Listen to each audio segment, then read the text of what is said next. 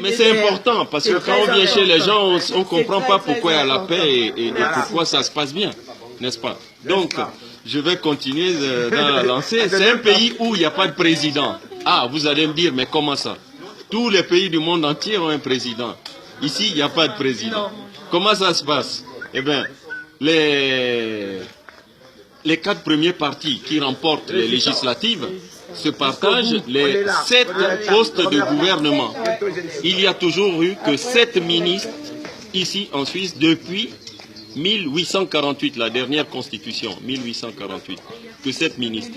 Donc, les 4 premiers partis qui arrivent se partagent les 7 postes. Le premier parti a 2 postes de ministre, le deuxième 2 postes de ministre, le troisième 2 postes de ministre et le quatrième 1 poste. Ça fait bien 7. Maintenant, à qui est-ce qu'on va donner le rôle de président chaque année? C'est un des ministres qui va assumer les 4 fonctions suivantes. Première fonction, animer les réunions du Conseil des ministres. Deuxième fonction, c'est représenter la Suisse à l'extérieur. Troisième fonction, c'est accréditer les ambassades et les organismes internationaux. Et il y a une 4e fonction, c'est celle de faire le discours de l'indépendance et puis le discours de fin d'année.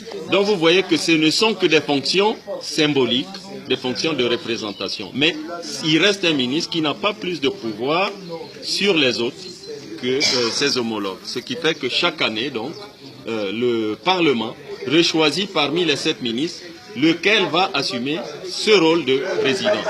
Au final, il n'y a pas de culte de la personnalité. Les ministres, comme celui qui a assumé la fonction de président, restent des citoyens normaux. Voilà pourquoi on apprécie la paix quand on vient dans ce pays. 700 ans sans coup d'État. Voilà. Mais vous expliquez tout à l'heure que chaque citoyen a au moins une arme chez soi. Oui, en Suisse, à l'âge de 18 ans, et ça c'est depuis l'an 1291, ça fait plus de 700 ans. Donc, à partir de la majorité, à l'âge de 18 ans, les Suisses font le service militaire obligatoire pour les hommes. C'est obligatoire. Donc, la première année, ils font 3 mois, et ensuite vous faites 1 mois chaque année, obligatoirement, jusqu'à l'âge de 30 ans. Et ensuite, vous conservez l'arme chez vous. Donc, toutes les maisons que vous voyez là, s'il y a 2 hommes dedans, le papa et son fils, eh bien, ils ont tous les armes. Ça fait que, en fait, en Suisse, le principe est le suivant. La Suisse est défendue aux frontières par l'armée, qui n'est pas une grande armée, mais une petite armée. Et à l'intérieur de la Suisse, ce sont les Suisses qui défendent la Suisse.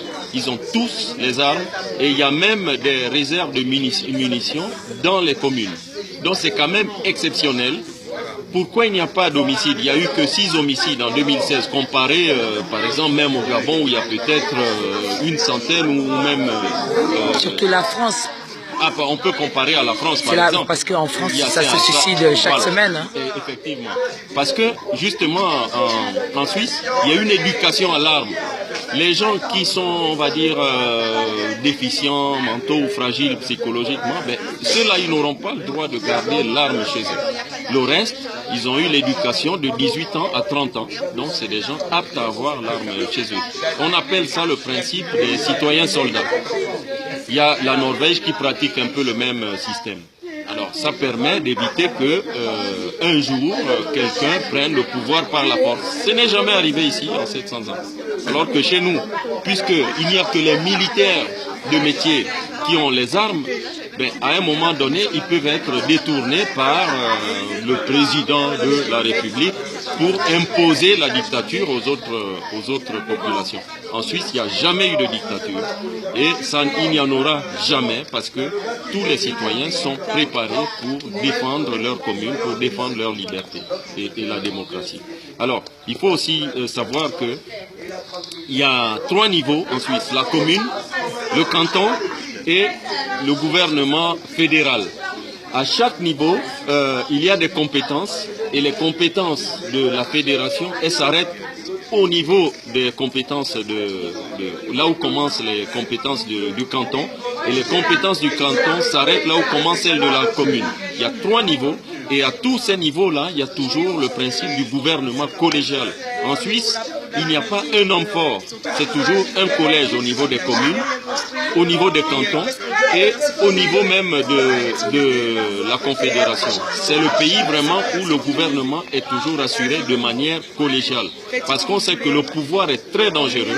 Donc ils ont évité depuis 1291 de le donner à un homme en particulier. Qu'est-ce qu'ils font? C'est toujours un groupe de personnes qui assument de manière collégiale le pouvoir. Ce qui fait que dès que vous déviez, on vous met de côté. Si vous avez suivi les élections françaises, que ce soit Poutou, que ce soit Jean-Luc Mélenchon, que ce soit Marine Le Pen ou que ce soit Céline, ils ont parlé des référendums